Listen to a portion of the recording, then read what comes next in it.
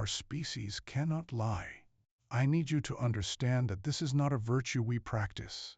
It is not a discipline we keep. It is the shape of our bodies.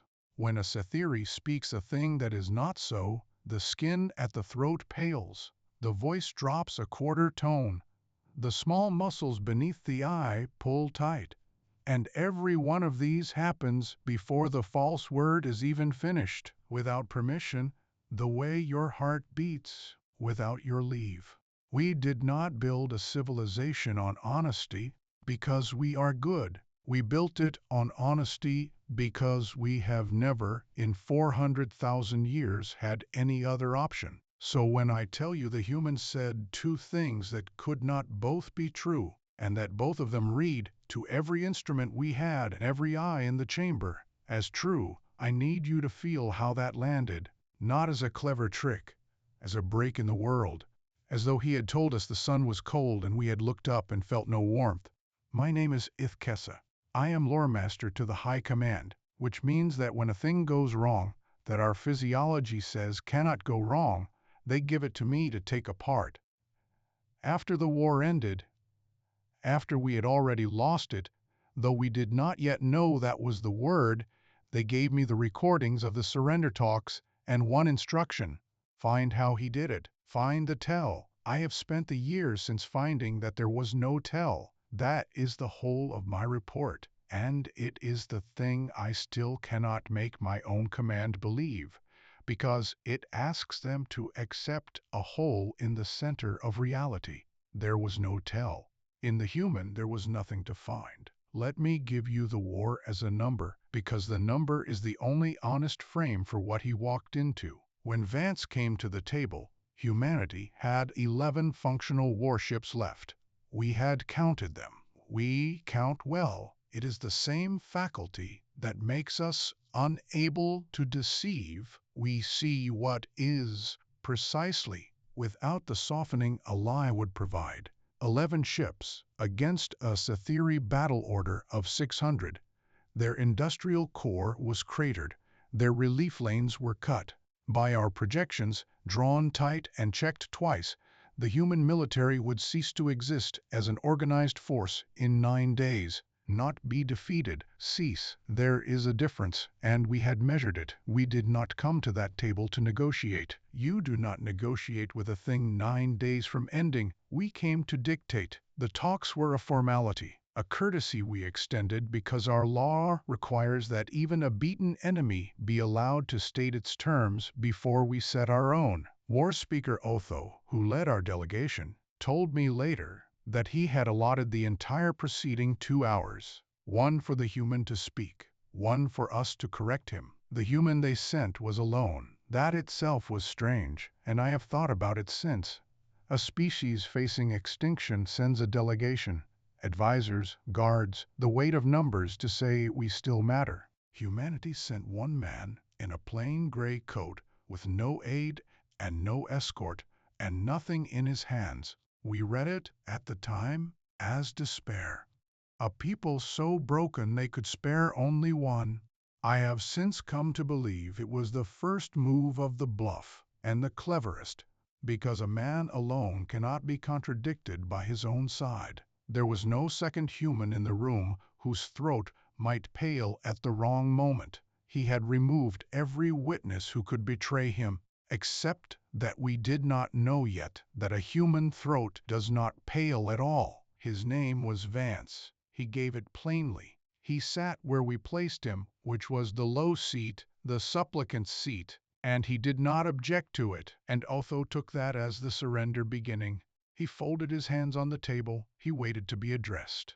I was seated at the analyst's station, to the side, with the full array running, thermal, vocal harmonic, the micro-posture lattice, every tool our people have ever built to read the truth we cannot help but tell. I want to be clear about what those instruments are for.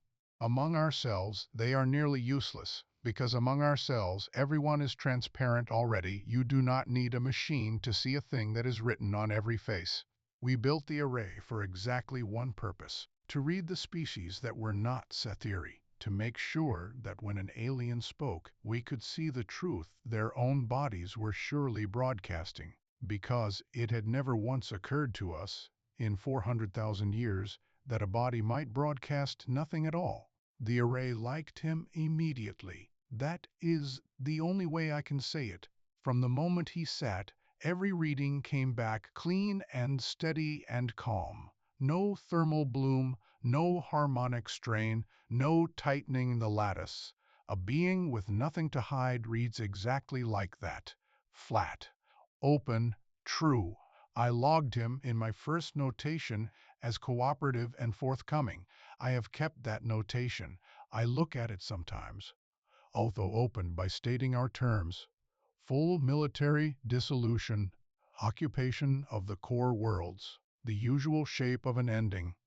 He stated them without cruelty, because there is no profit in cruelty toward a thing already finished, and he expected the human to receive them the way the beaten always receive them, with the small collapse of a hope finally set down. Vance listened to all of it. Then he said, quietly, flatly, in a voice my array read as perfectly and serenely true, "Before you set those terms, you should know what's still behind us."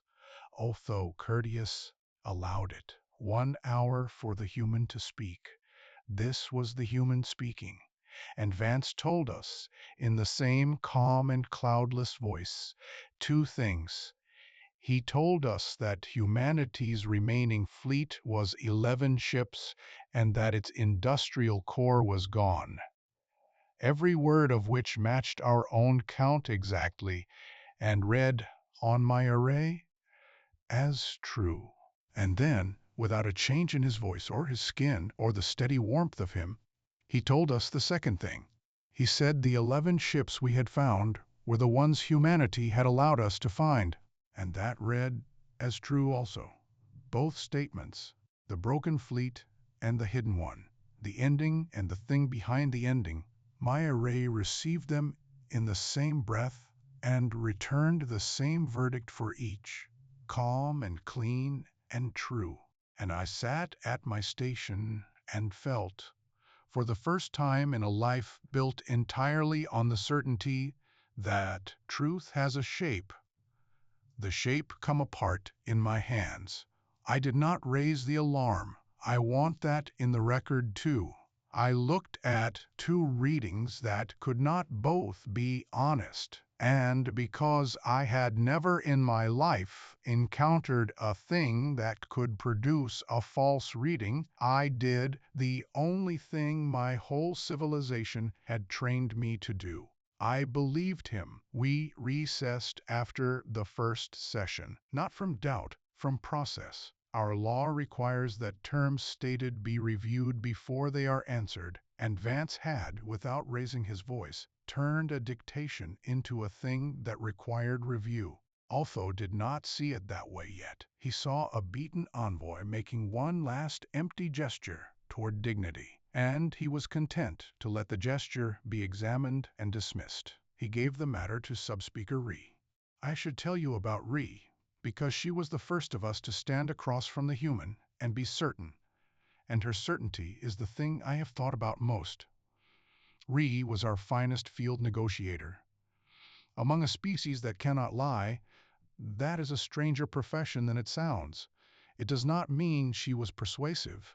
It means she was the best of us at reading the other, the client species, the trade envoys, the occasional alien whose body spoke a dialect of truth we had to learn. She had sat across from 400 non-Sethiri and read every one of them down to the root. She had never once been wrong, because they had never once been able to hide from her, because nothing that is not Sethiri had ever, in her experience, been built to hide. She wore her record the way a soldier wears a rank. She was proud of it, and the pride was earned, and it was the exact shape of the opening he needed. She sat across from Vance in the review chamber with the small array, her own, the portable lattice she trusted more than the rooms, and she began, I think, by underestimating him on purpose. to see how he'd break. "You're a formality," she told him. "I want you to understand that. Your fleet is 11 ships, and I've counted them, and in 9 days there won't be a treaty to sign because there won't be a party to sign it. You don't belong at this table. You're here because our law is kinder than your situation deserves." She let that sit. "So we'll do this quickly. You'll answer what I ask, and my instruments will confirm you're answering true. And then you'll go home and tell your people the terms." Vance did not react to any of it. That was the first thing that unsettled her, though she did not name it as unsettling yet. She named it, in her notes, as composure under expected pressure. A beaten man should have flinched somewhere in that. He didn't. His reading stayed flat and warm and open, and she read the flatness as the calm of a man with nothing left to lose, which is a thing a Sethiri would read as honesty, because for us calm and honesty are the same physiological state. She began with small questions to calibrate. This is standard. You ask a being things you already know the answer to, and you watch their body confirm. And you learn the personal shape of their truth-telling so you can spot the deviation when it comes. How many ships? 11. True. What is the state of your industry? Gone. True. Where is your homeworld in the retreat? She named a system. He confirmed it. True.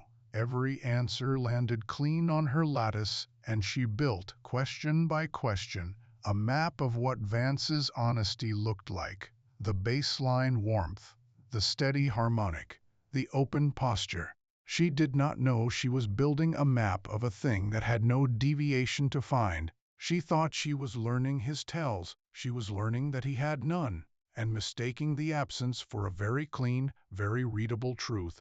Then she asked him the calibration question that mattered, the trivial one, the one I have replayed more than any other moment in the talks, because it was the first lie, and it was small, and it was perfect. She asked him about a human transmission we'd intercepted 3 days before the talks. A garbled comms burst our signals corpse couldn't fully decode. She asked him, casually, as calibration, what it was. "Fleet coordination traffic," Vance said. "Rear elements repositioning." It was not. I know now it was not. It was, in fact, nothing. Noise, a damaged relay, the electronic death rattle of a comm station that had been hit. There were no rear elements. There was nothing to reposition. It was the smallest possible lie, a lie about static, and he told it in the same flat voice as everything else. And Ree's lattice, her own, the one she trusted more than the room, read it as true. She had no reason to challenge it. It was a minor answer to a minor question. But watch what the small lie did, because it is the whole architecture of everything that came after. She had spent the session confirming that Vance told the truth. Now she had, in her own record on her own trusted instrument, a statement from him that a fleet element existed and was repositioning, and it was certified true by her in writing. She did not know it was the seed. She thought it was calibration. She had just entered into the official record of the surrender talks, the first physical evidence that humanity had ships we had not accounted for. She ended the session satisfied. She reported to Otho that the human was forthcoming, cooperative, and, her word, readable. She said she had taken his measure and found nothing hidden. This was true. She had found nothing hidden. She simply could not conceive that nothing hidden and hiding everything might, in a human, produce the identical reading. I met her in the corridor after. I had watched the session from the analyst's feed, and something in the calibration had snagged on me, though I could not yet say what. I asked her, carefully, whether she was certain about the comms answer. The repositioning fleet element. She looked at me, as though I'd asked whether she was certain the floor was beneath her. "Ith Kessa," she said. "I read him for a full session. There was no tell. Not one. His truth is the cleanest I have ever recorded from a non-Sethiri." She was proud when she said it. That is the part I cannot get past all these years later. She was proud. If he were lying, I would have seen it. Everyone has a tell. I had believed that too, my whole life. Everyone has a tell. It would be another 11 days before I understood that she had said the truest and most dangerous sentence spoken in the entire war, and that the human, somewhere behind that flat, calm face, had been counting on every one of us believing it. Ree's report went up the chain. And it did the thing a report does when it comes from the best in her field and carries no doubt in it. It became foundation.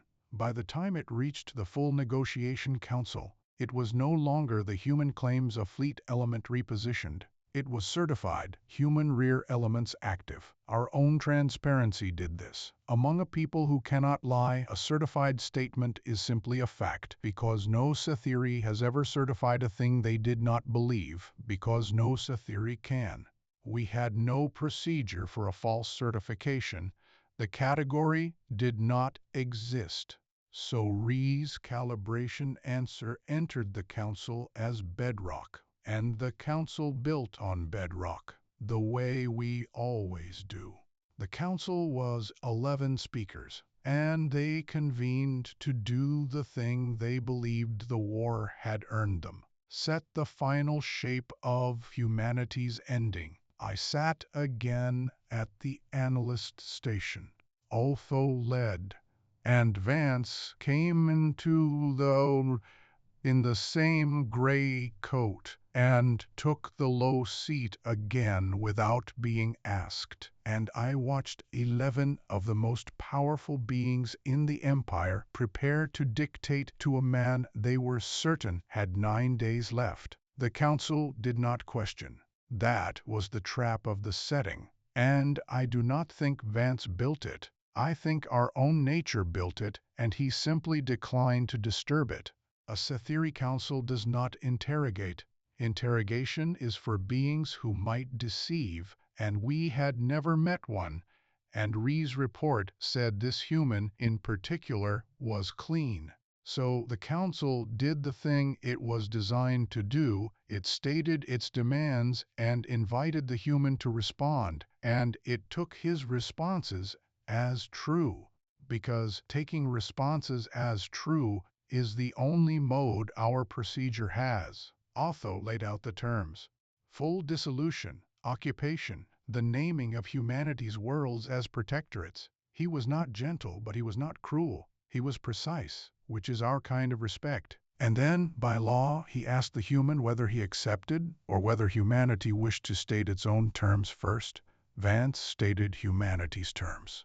He did it quietly, flatly, the way he did everything. And the terms were not the terms of a beaten species. He did not ask for mercy. He asked for parity. A ceasefire in place, no occupation, human worlds untouched. And when Otho, genuinely puzzled, because these were the terms of a power that had won, asked on what strength humanity presumed to ask for parity, Vance told the council about the Second Fleet. He named it. That was the moment the phantom became real. Because a named thing is a real thing to us. We do not have decorative names. We do not name what does not exist. Our language has no habit of it. He called it the reserve line. He said it had been held out of the war from the start. Stationed beyond the retreat, 11 days from the front. He said the 11 ships we had destroyed ourselves finding were the visible hand, and the reserve line was the one still closed. He said humanity had been willing to lose its forward fleet to keep the reserve line secret, and that it would commit the reserve line the moment occupation began, and that by then we would be too deep in human space to withdraw. Every word of it read as true on my array.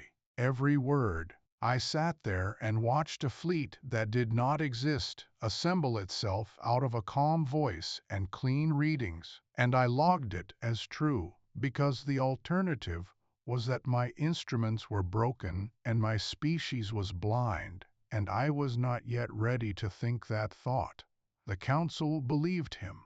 Understand what that means among us. They did not decide to believe him. Belief was not a choice they made. It was a reading they received.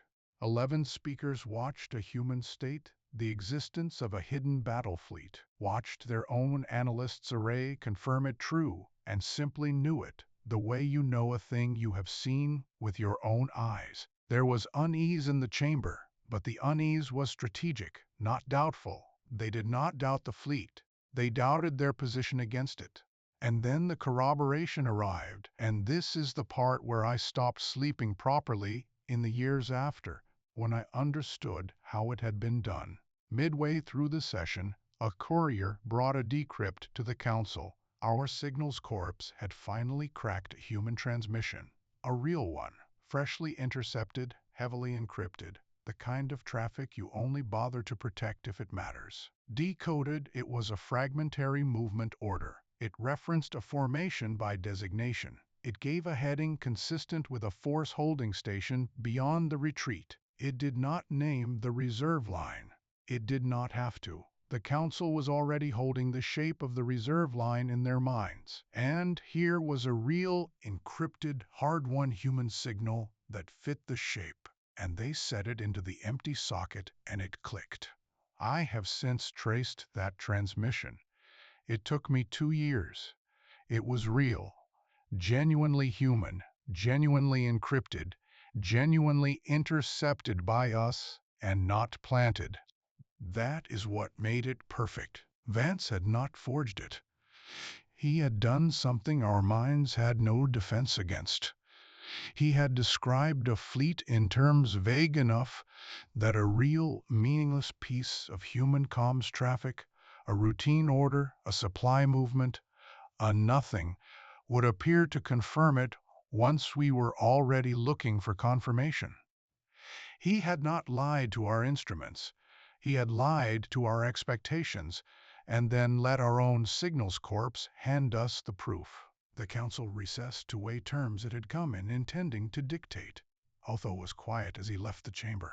I watched him, and for the first time, I saw the thing that would become the whole back half of this account.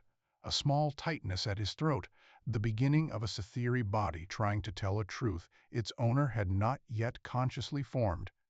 He stopped beside my station on the way out. The array read him true, Otho said. It was not a question. With us, nothing is a question. But there was something under it that I had never heard in a Sethiri voice, because we have no cause to feel it. He was asking me to confirm a thing, so he would not have to hold the other possibility alone. True, I said. Every statement. I have no reading that suggests otherwise. Otho nodded slowly. And then he said the sentence that I now believe was the first moment any of us came within reach of the truth and stepped back from it because we had no framework to hold it. Then why, Otho said quietly, to himself as much as to me, does a fleet I cannot see frighten me more than the 600 ships I command that I can? Otho did not act on the feeling. He could not. Among us, a feeling without a reading to support it is not evidence. It is noise, the body misfiring, a thing to be set aside until the instruments catch up.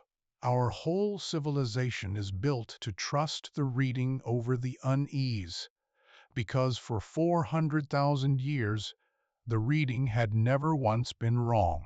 So Otho filed his fear where we file all unsupported things, and the talks moved outward, because a matter of this weight could not stay a Sethiri matter alone. We had allies. We had to bring them in. The Veld came to the table on the 4th day. I should explain the Veld, because they are the closest thing our part of the galaxy has to a people who understand suspicion. They are a client species, bound to the Empire by old treaty, not conquest. And they are not like us. The Veld can shade a truth. They cannot lie outright. Almost nothing can, we thought, but they can hold a fact back, imply a thing they have not said, let you walk into a wrong conclusion without pushing you. Among the Sethiri, this makes them faintly disreputable. We deal with them because they are useful and loyal, but we watch them. the way you watch a tool with an edge. Their envoy was called Sethiri, and Sethiri trusted no one on principle as a way of life. And here is the thing that has kept me awake more than almost any other. Even Sethiri could not catch him. The Veld were brought in because the terms now touched them. A ceasefire in place meant Veld border holdings would sit against unoccupied human space, and that was a Veld interest, so the Veld got a voice. Sethiri used that voice immediately to do the thing no Sethiri would have thought to do. He tried to break the human. He did not believe in the reserve line, not because he had evidence against it. He had none. None of us had any. The array said true, but because the V held default is disbelief, the way our default is belief. He came at Vance sideways, the V held way, laying small traps, implying he knew things he did not, watching for the human to overcorrect. It was the closest thing to an interrogation the talks ever held, and I leaned forward at my station, because if anyone in that chamber could find a tell, it would be the one being present who was built to look for one. Sethiri found nothing. Worse than nothing. He found a man who answered his sideways pressure with flat, short, forward truth, or what read as truth, and never once overcorrected, never filled a silence, never reached to prove a thing unasked. When Sethiri implied that Veld reconnaissance had swept the region beyond the retreat and seen no fleet, Vance said only, "Then you didn't sweep far enough and let it sit," and his readings never wavered. A liar, Sethiri told the council afterward, bewildered, would have offered detail there. A liar defends. This human simply declined to. Sethiri had spent his life reading the shape of what people were hiding, and Vance gave him a flat wall with nothing behind it that he could find, and the Veld, the one being in the room whose instinct was correct, talked himself out of his own instinct because he could not attach it to a single thing. The matter went to a vote of confidence. This is a Veld custom. Our law honors when a client interest is at stake. The allied parties vote on whether to press the war or take the settlement, and the vote binds the coalition. Sethiri argued to press, strike now, ignore the phantom, gamble that the reserve line was air. He argued it well, and he argued it, I now know, correctly. And he lost because he was asking a coalition of beings who cannot lie to gamble that another being was lying, and they had no framework for the gamble. To them, it was not a gamble, it was a proposal to attack a fleet the analysts' array had confirmed was real. Put that way, it was madness, and they voted it down, and the vote bound them to settle. And then Vance produced the object. He had brought one thing into the chamber, that fourth day. A case. He had not opened it, and no one had asked, because we do not probe a thing offered in good faith. Now, with the vote settled, and Sethiri still fighting a losing instinct, Vance opened the case and set a component on the table. Metal, scorched, heavy, a piece of something. He said it was a control assembly from the reserve line's primary weapon. He said the weapon was the reason humanity had held the reserve line back, not ships, a weapon, a thing that unmade a system star. He said this was a spare, carried as proof, because he had known we would need proof, and he set it on the table and let us look. Our metallurgists took it. It was real metal, real scorching, a real assembly of real human manufacture. It was, I established years later, a burned-out coupling from a mining rig, an ordinary industrial part, cooked in an ordinary accident. That meant precisely nothing. but it was heavy and scorched and strange, and it sat on the table as the physical, holdable, weighable proof of a doomsday weapon that did not exist, and the council passed it hand to hand and felt its weight and its truth. Otho held it last. He turned it over. His throat had gone tight again, and this time he did not file the feeling away as quickly. "It's real metal," he said. "It's real metal," I confirmed, because it was. The signal was real. The metal is real. The array reads him true. Otho set the component down with a care that was almost gentleness. "Every piece we can touch is real, Ithkessa. Every single piece." He looked at me, and the tightness at his throat was his own body straining toward a truth he could not yet speak, because he did not yet have the shape of it. "So why do I feel like I am assembling a real skeleton around an animal that was never alive?" I had no answer. I had the same feeling, and no shape for it either. Neither of us yet understood that we were doing exactly what he'd said, building a true body around a hollow center, and that the human across the table had handed us every real bone himself, and was simply waiting, flat and patient, for us to finish the animal for him. The pieces were real, and so the Empire did the most Sethiri thing it could do with real pieces. It sent them to be verified. We have an office for this. Its name translates poorly. The nearest is the confirmancy, and its function is to take a claim and check it against the physical world until certainty is total. Among ourselves, the confirmancy does little. There is nothing to confirm when no one can lie. Its real work is the alien claim, the client species contract, the trade manifest from beyond the Empire. Its master was called Ordant, and Ordant had held the office for 60 years, and in 60 years, Ordant had never once certified a claim that later proved false. He said this often. He was entitled to. It was true. I want you to sit with what that record actually was, because Ordant misunderstood it his whole life, and the misunderstanding is the hinge of everything. Ordant believed his perfect record meant he was an excellent verifier. It did not. It meant he had never, in 60 years, encountered a claim that was false. No one in the Empire had. His instruments were flawless and had never been tested, the way a lock is flawless until the first day someone actually tries the door. Ordant thought he was a master of confirmation.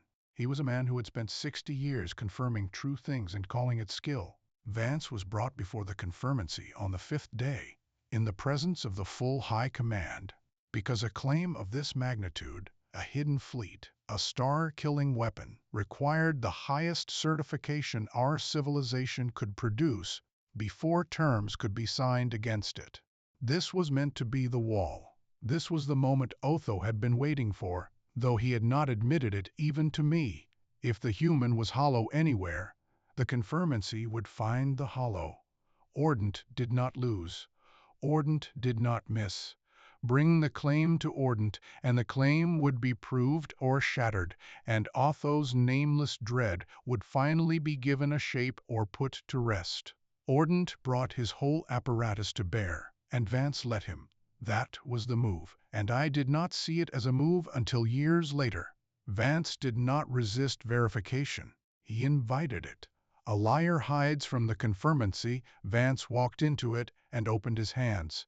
He gave Ordant access to review the one thing that could settle a fleet's existence, the recordings. Human surveillance footage of the reserve line at station, which Vance provided freely because, he said, humanity had nothing left to protect but its terms, and the footage would secure them. We watched the footage in the high command chamber. I have watched it perhaps 1,000 times since. It showed ships, warships, at distance, running dark at station keep beyond a dead moon.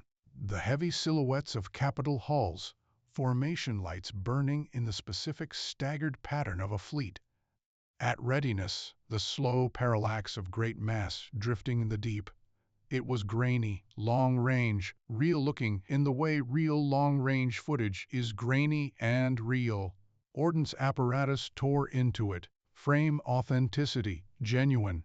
compression artifacts consistent with human recording equipment, light lag, parallax, thermal bloom off the hulls, all internally consistent, all physically correct. The footage was not doctored. Ordnance said so, with 60 years of certainty behind him. The footage was a true and unaltered recording of real objects in real space. It was 3 freighters with their lights on. I know that now. I know it the way I know my own name, and it took me the better part of a year and the eventual, grudging cooperation of a human archivist to know it. 3 unarmed human bulk freighters, engines cold, arranged at distance beyond that dead moon, with formation lights rigged across their hulls in a warship's staggered pattern, filmed from far enough away that a freighter's soft civilian silhouette blurred into a capital hull's hard one. The footage was completely authentic. Every photon of it was real. The lie was not in the recording, the lie was in what the lights were bolted to. And no instrument Ordnance owned could see a light and ask what it was screwed into. His apparatus verified that the recording was real. It had no faculty, none of ours did, to ask whether a real recording could be a real recording of a staged thing. We had never needed that faculty. Nothing had ever staged anything for us. You do not build a defense against a weapon no one in your world has ever possessed. Ordnance certified the fleet. He did it before the full high command, with his whole authority, in the flat declarative certainty of a man who had never been wrong because he had never been tested. Genuine footage, real hulls, consistent physics. The reserve line existed. He entered the certification into the permanent record, and with that entry the Phantom stopped being a claim and became, in the eyes of the Empire, an established military fact, verified by the one office whose verifications had never failed. And then Ordnance did a thing I have never been able to fully explain and have never stopped thinking about. He hesitated. He had signed. The certification was done and entered, and as he set down the stylus, Ordnance paused, and his throat pulled tight. The small, pale strain of a Sethiri body reaching for a truth the mind has not formed, and he stood there over his own perfect signature with the expression of a man who has just done flawless work and cannot understand why it feels like falling. The footage is authentic, Ordnance said, slowly, to the room. To himself, I have verified it completely. There is no error in my process. There is no error in my instruments. He looked up, and he looked, of all the faces in that chamber, at me, the one whose job was the thing that could not happen. Lore Master, my certification is correct in every particular, and I would stake 60 years on it. His throat strained. Why does being correct feel, for the first time in my life, like being used? No one answered him. No one could. We were a room full of beings whose bodies were straining, one by one, toward a truth not one of us could speak. And across the table sat the man who had put it there, flat and quiet and patient, watching an empire certify its own blindness and call it proof. I have to step out of the order of events now, because this is the place where I have to tell you the thing the High Command did not understand until it was signed and done. The thing I understood only when I sat down years later with all the recordings and finally asked the question none of us had thought to ask at the table. We thought we were the ones granting terms. That is the reframe, and everything before it in this account is shaped by our not seeing it. So I have told it the way we lived it, as a strong empire weighing whether to be generous to a beaten foe that had, surprisingly, produced a reason for caution. That is how it felt in the chamber. That is how it reads in the minutes. Sethiri High Command, 600 warships, deliberating the mercy it would extend. And the whole time, the actual situation was the exact inverse of the one we believed we were in, and the human was the only being in the room who could see both. Here's what was true. Under what we believed, humanity was not 9 days from defeat. That number was correct. I had checked it twice. Humanity was 9 days from extinction, not the end of its fleet. the end of its species, because a Sethiri occupation of a broken human core would not have stopped at dissolution. Our doctrine for a foe that had cost us this much was not protectorate, it was erasure.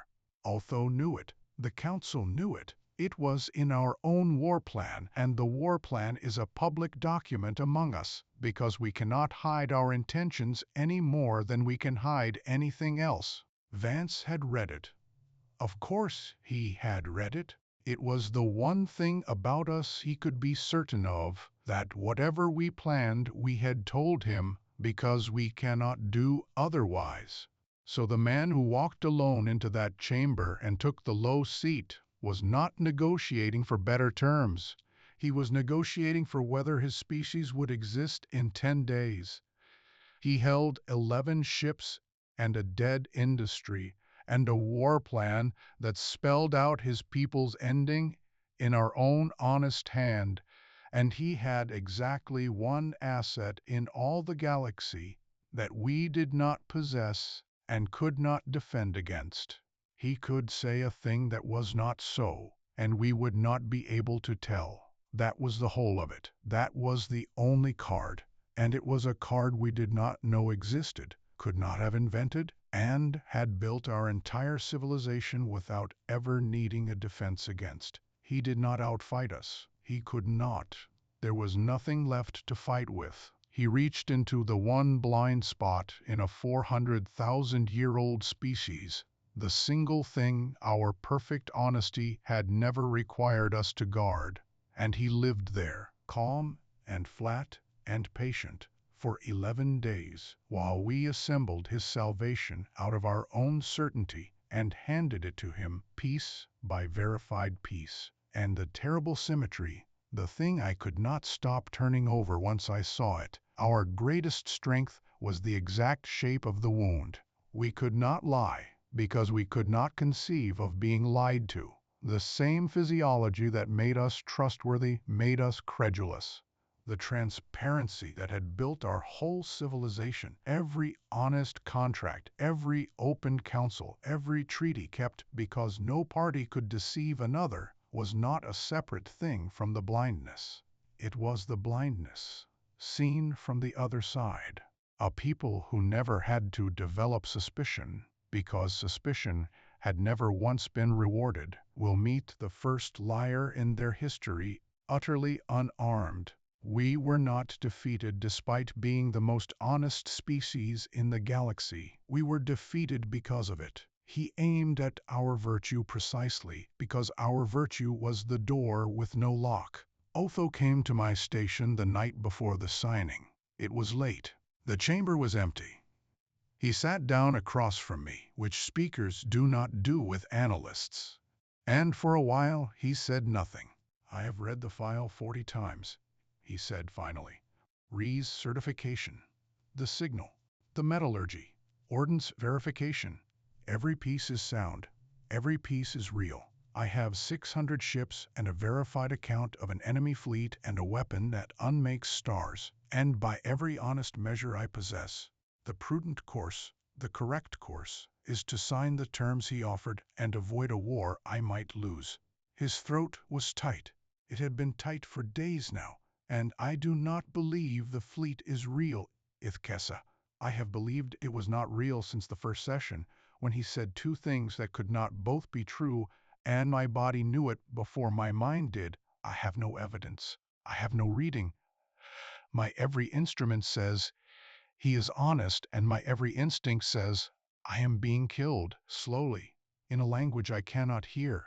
I asked him the only question that mattered. Why sign then, if he did not believe? Otho was quiet for a long moment.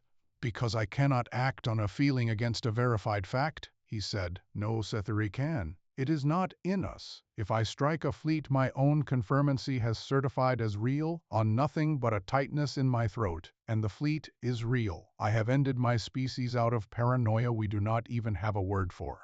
He looked at me. "He has put me in a place where my nature only permits one move.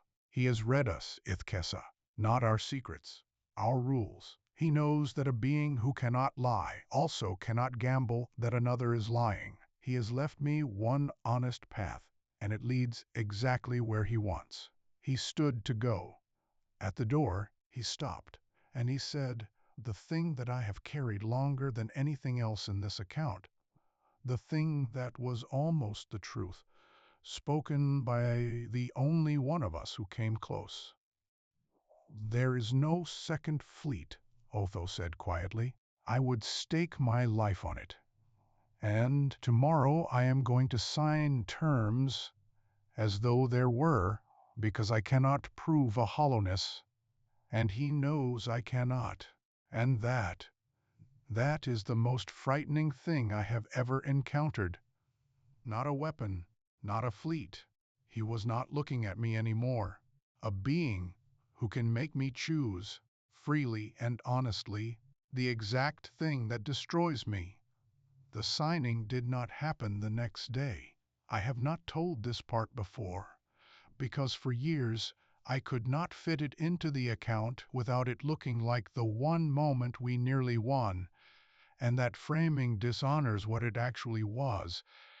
It was not the moment we nearly won, it was the moment we came closest to seeing and turned away, and the turning away is the thing I have to set down plainly.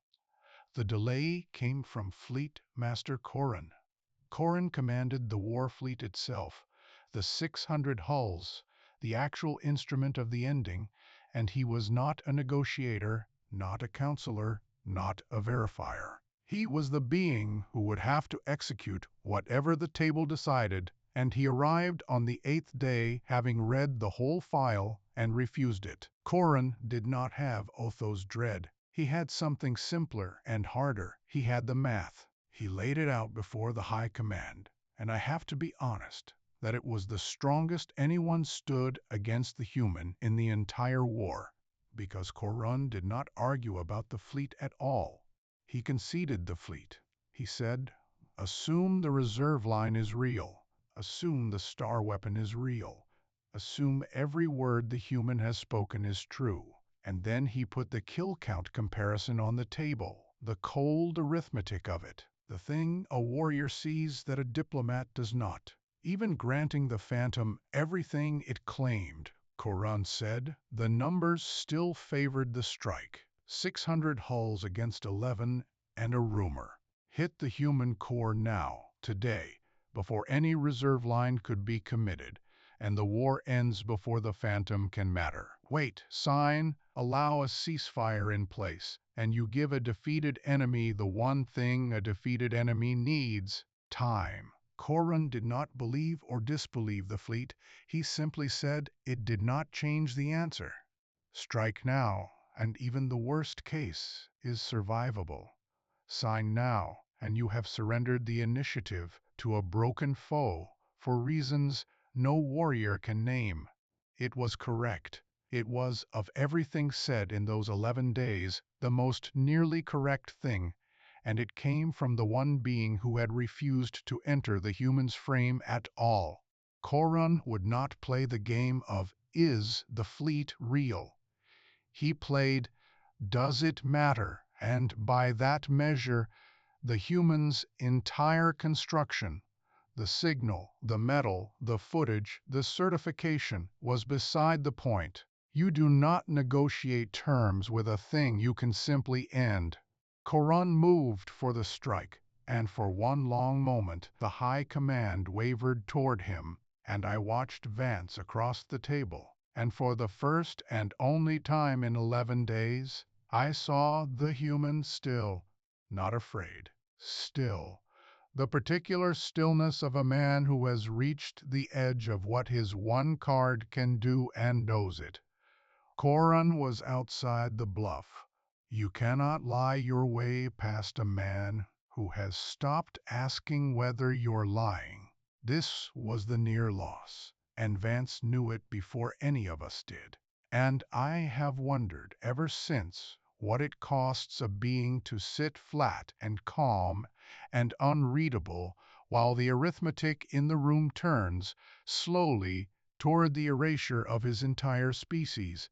Then Vance did the thing that saved him, and it was not a lie. That is what I need you to understand. At the moment of greatest danger, cornered by the one Sethiri who could not be deceived because he had refused to engage the deception at all, Vance stopped lying and used our honesty instead of his own dishonesty. And it was more frightening than any bluff. He asked Corin a question. Fleet Master, Vance said, flat and quiet. If you strike our core today and the reserve line is real, you've told this room it's survivable. I want to hear you say the number. Not survivable, the number. How many of your 600 hulls do you lose in the worst case you're asking them to accept? And Corin answered. He had to. He was Sethiri. A direct question about a fact he knew received the true answer before he could weigh whether to give it. His body would have betrayed any evasion, so there was no evasion. There was only the number, spoken aloud in the full high command. Corin said the figure, the worst case losses, and it was a large number, an honest large number, the real cost of the real gamble, and Vance had not put it there. Corin's own honesty had put it there. Dragged into the light by a question Corin could not decline to answer truthfully.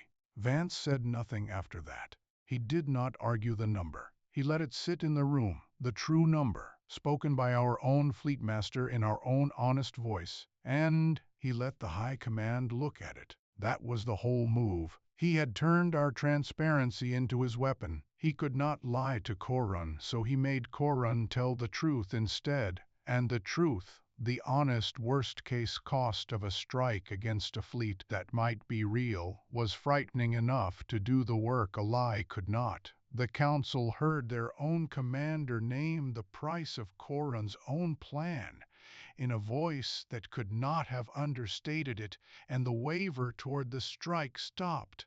You could feel it stop. Corin had brought math to beat a phantom, and the human had reached into Corin's own throat and pulled out the one true number that made the math look like a gamble instead of a certainty. Corin knew what had been done to him.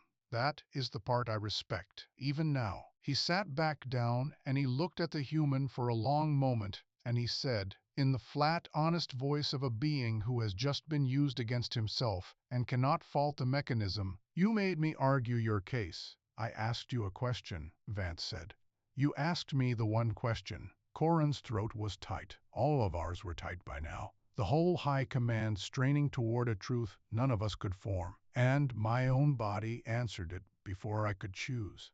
You found the shape of us, human. I don't know how. We can't hide anything from you, and you... He stopped. He had reached the edge of it. The same edge Otho kept reaching, the edge of the unspeakable idea. And I cannot find one single thing you're hiding. The strike motion failed. The signing was set for the next day, and Corin, gathering his charts to go, paused at the door the way Ordant had paused, the way Otho had paused, and he said the thing that I now think of as the last warning we gave ourselves and did not heed, spoken not to Vance, but to Otho, quietly on his way out into the corridor. "Watch his hands when he signs," Corin said. "Every being I have ever seen sign a surrender does it slowly. Watch whether the human's hand is slow." He was gone before he finished the thought. A man signing away his defeat and a man signing away ours would not hold the stylus the same way, and it is the only tell he has left us, if he has one at all. Warspeaker Otho watched the human's hands. I know, because he told me to watch them too, and because the signing was the slowest thing I have ever witnessed, and the slowness was Otho's doing. He stretched the final session across the whole of the last day, clause by clause, and I understood what he was doing. He was not reviewing terms. He had reviewed them 40 times. He was giving the human 11 more hours to make one mistake, one slow hand, one filled silence, one overcorrection, one flicker of the tell that Corin swore must exist because everything alive has one. Otho had stopped believing his instruments. He was hunting the human now with the only instrument he had left, which was his own straining, honest, frightened body, and he was betting 11 hours that it would catch what the array could not. He came at Vance directly, that last day. No more procedure. He set the treaty aside and he spoke to the human plainly, speaker to negotiator. And it was the closest our species ever came to interrogation. "I am going to tell you what I believe," Otho said. "I believe there is no reserve line. I believe the footage is staged. I believe the weapon does not exist, and the metal on that table is scrap. I believe you have walked into the heart of an empire that could end your species in an afternoon. And I believe you have talked us out of it with a fleet made of nothing." His throat was tight, but his voice held, and I had never respected him more. "I believe all of this, and I cannot prove one word of it. So I am asking you, human, directly, with my whole command as witness. Is the reserve line real?" And Vance looked at him and said, flat and calm and without a flicker, "Yes." Otho's whole body leaned into the reading. So did mine. So did every analyst and every instrument in that chamber, all of us straining at the single syllable, waiting for the pale throat, the cracked quarter tone, the tightening beneath the eye. The tell. The tell. The human must have a tell. There was nothing. I want to be exact about this, because it is the center of my entire report, and I have staked my name on it. When Vance said yes, my array read it as true, not probably true, not true within tolerance, true completely, in the identical clean warm reading of every honest word he had spoken for 11 days. And Otho, watching with his own eyes, with a lifetime of reading truth on living faces, saw the same nothing my instruments saw. A Sethiri lie has a shape. A veiled evasion has a shape. Every deception any being in our galaxy had ever produced had a shape, and we had spent 400,000 years learning to see shapes, and we looked at the human with everything we had, and the deception had no shape at all, because in a human there is no shape to find. The pale throat does not pale, the voice does not crack, the muscle beneath the eye does not pull. He said the false thing exactly, precisely molecularly the way he said the true things, because his body had never been built to tell the difference, and so neither could ours. This was the trap, and it was our own trap, and Vance had done nothing but walk into it and let it close. Otho demanded the one proof our civilization trusted above all others, the reading of a living body under direct question. He put the human to the exact test that had never once failed us in 400,000 years. And the test came back true, because the test was built by beings who broadcast their honesty involuntarily, to read beings who broadcast their honesty involuntarily, and it had no idea, none, that a body could exist which broadcast nothing. Our greatest instrument of truth certified the largest lie in our history, because the instrument and the lie were shaped by the same fact, that we could not conceive of what the human was. Otho sat back. He had asked the question. He had received the answer. And the answer had been true by every measure he had authority to trust, and he still did not believe it. And he had finally arrived, fully, at the place all of us had been circling for 11 days, the place where his honest instruments and his honest instinct pointed in exactly opposite directions, and his nature permitted him to follow only the instruments. "You've answered," Otho said quietly. "I've answered," Vance said, "and my body tells me you've told the truth." Otho's own throat strained as he said it, his honest body reporting the reading even as his mind screamed against it. "And I am going to sign a surrender to that truth. And I am never, as long as I live, going to know whether I saved my empire from a fleet or lost it to a ghost." He looked at the human for a long moment. You have found the one place in us where honesty and truth are not the same thing. I did not know such a place existed. I did not know it could exist. Neither did we, Vance said. For a long time, it was the most he ever gave us. I have turned it over for years. Neither did we, for a long time. Not a boast. Almost, I have come to think, a kind of mercy. He was telling Otho that humanity had also, once, been unable to imagine the thing it now wielded, that the weapon was not cruelty. It was only a thing his people had learned to do and ours had not. The way a species that can see a color names things a blind species cannot, and it is no one's fault, and it decides everything. Otho reached for the stylus and watched his hand, and I watched the humans, the way Korun had told us to, and Otho's hand was slow, terribly slow, the hand of a being signing away something he could not name. And Vance's hand, when the stylus passed to him, when the treaty that spared his entire species from erasure lay before him, and all he had to do was sign, Vance's hand did not tremble. It did not hurry. It was steady and unremarkable, and exactly, precisely as calm as everything else about him, the same flat, unreadable calm that had held for 11 days and would, I understood, in that moment, hold for the rest of his life, because there was no tell in the hand either, no tell anywhere, no tell that had ever existed to find. He signed, slowly enough, steadily enough, impossible to read.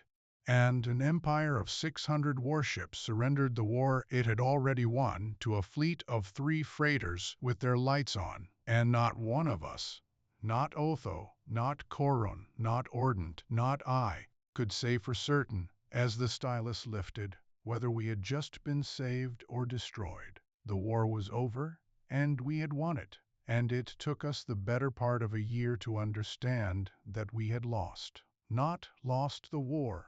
The terms held. There was no reserve line to enforce them, but there did not need to be, because a treaty signed by the Sethiri is kept by the Sethiri. We cannot break faith any more than we can break physics. Humanity got its parity. Its worlds went untouched. Its 11 surviving ships became the seed of a fleet that is, today, real, genuinely, countably real, though it was not real when it mattered. We lost nothing the war had been fought over. What we lost was the thing underneath all of it, the thing I was assigned to find, and instead only learned the size of. We lost the belief that truth has a shape. They gave me the reconstruction, as I told you at the start. Find how he did it. Find the tell. I built a team of our finest analysts, verifiers, 2 of Ree's former students, Ordant himself for a time before he retired, and we took the 11 days apart frame by frame, word by word, reading by reading, with better instruments than we'd had in the room and no pressure of a ticking war.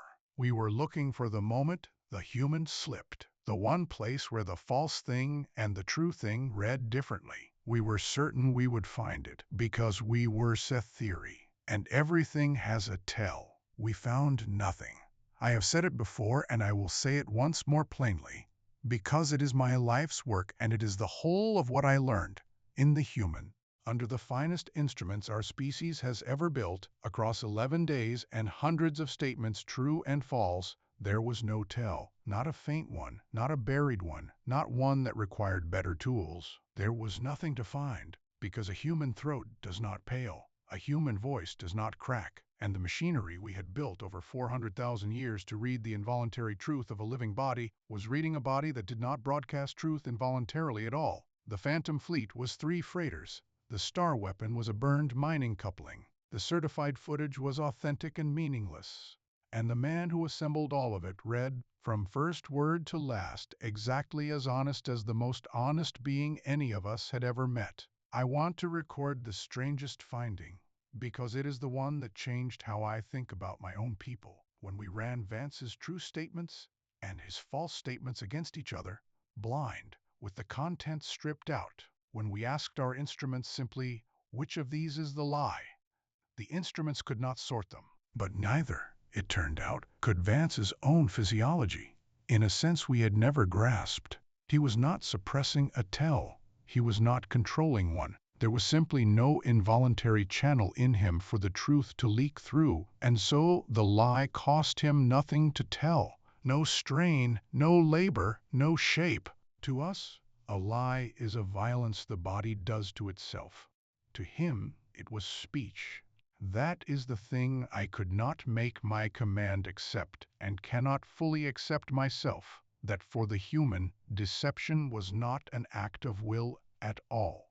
It was just a thing his kind could do that ours could not, as easy and as unremarkable as breathing, and we had lost an empire to it, because we could not imagine it was easy. Coron retired from the fleet. He said before he went that he could not command 600 warships in a galaxy where the deciding weapon was a thing his instruments could not see and his body could not detect. I did not blame him. Ordant retired too, and never certified another claim, and I am told he sits sometimes with the footage of the 3 freighters and studies it, still unable to find the error, because there is no error, because the footage never lied, only the world behind it did. Otho did not retire. Otho did the thing I found hardest to understand, and now understand best of all. He asked to meet Vance again,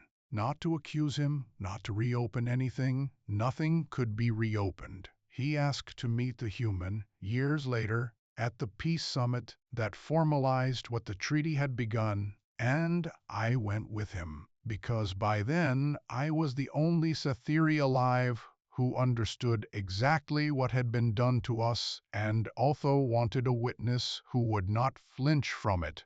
The 2 of them stood together on a high terrace above the summit hall, the honest war speaker and the man who had beaten an empire with a thing it could not conceive of.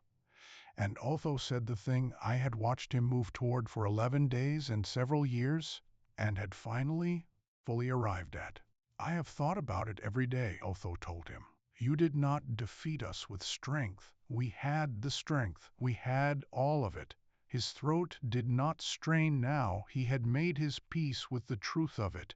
And a Sethiri body is calm when the mind is. You defeated us with a thing we cannot even imagine doing. I have tried to imagine it. I have tried for years to say a thing that is not so, and my body will not let me. And I cannot picture the world you live in, where the mouth and the truth are not connected. He looked at the human with something I can only call respect. The deep, uneasy respect one holds for a force of nature that has spared you.